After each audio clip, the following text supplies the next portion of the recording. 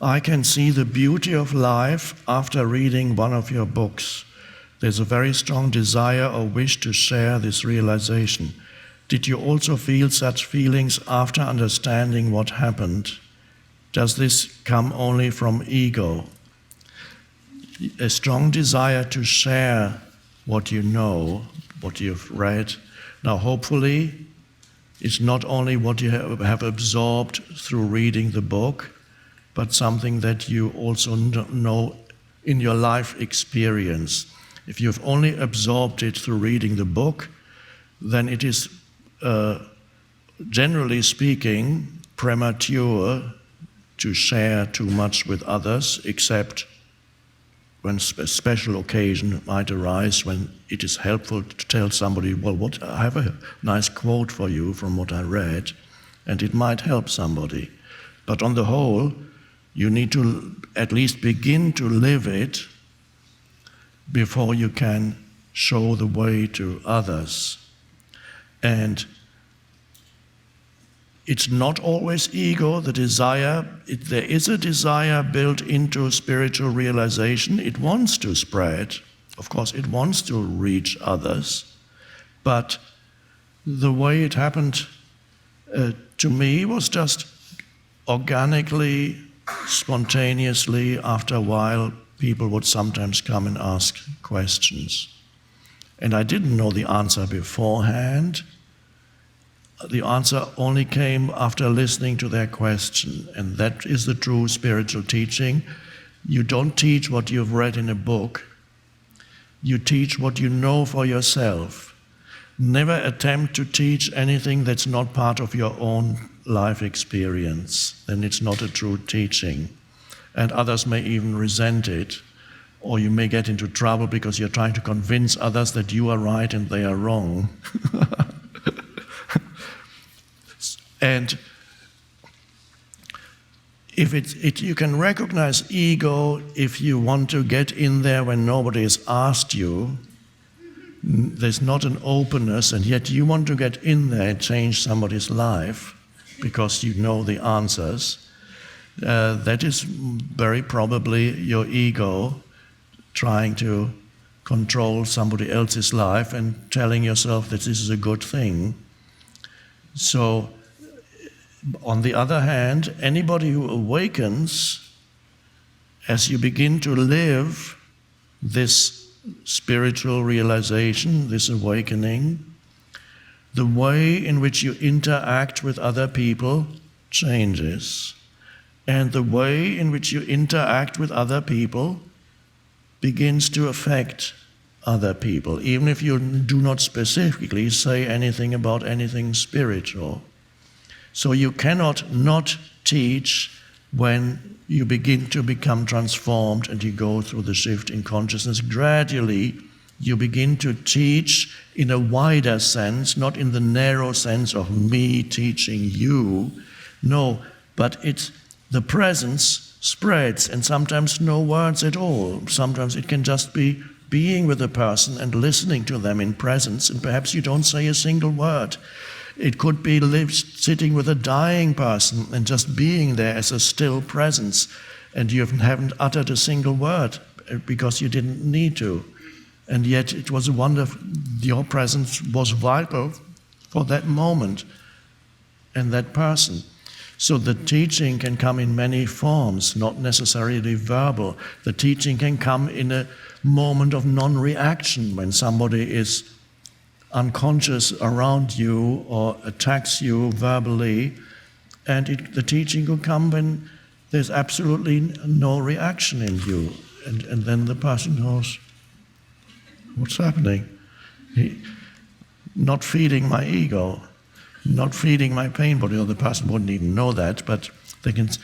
So it can take many forms, and some of you are already engaged in a more formal teaching. I know that some of you are already practitioners of this or that, where you meet with people and that the presence flows into whatever you do. And others, many others will become teachers, if not formal, in some other way. It may just flow into what you do or the people you meet in your everyday life. Who knows? Or it could be a total shift, that life takes you out, puts you somewhere totally different. So there is this desire to teach. You have to watch within yourself to see, so make sure that it's not your ego that wants to change others and get in there when they haven't asked for any help at all and don't want to know.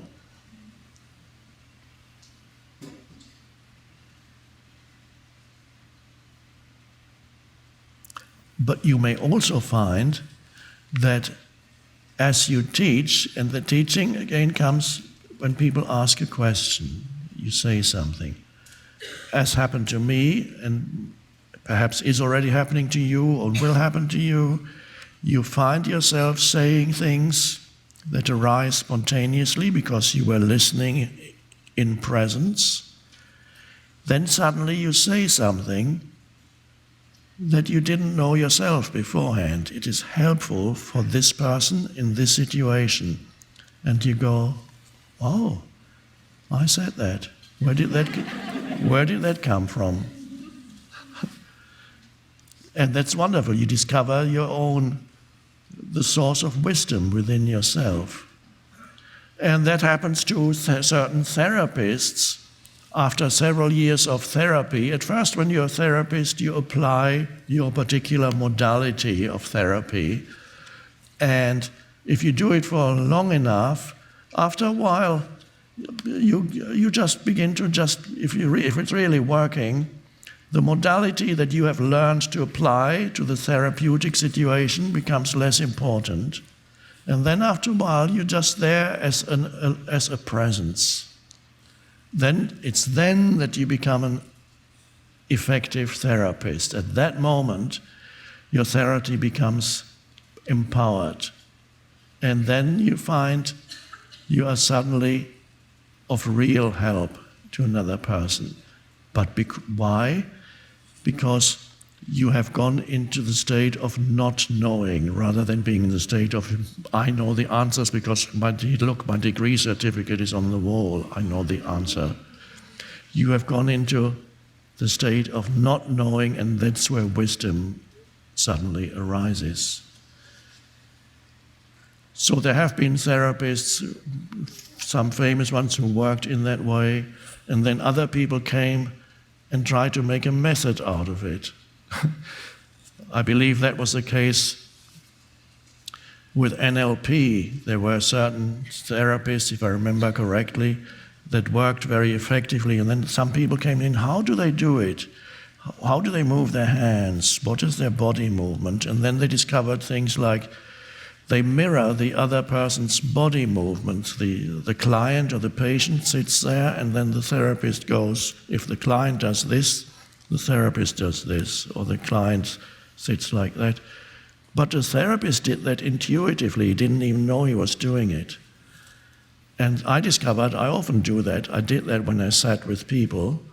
It just there was no decision around it, it just happened because you tune into the other person, on every level, and it just happened. Does it still work if it becomes a technique rather than arising out of an intuition? I don't know.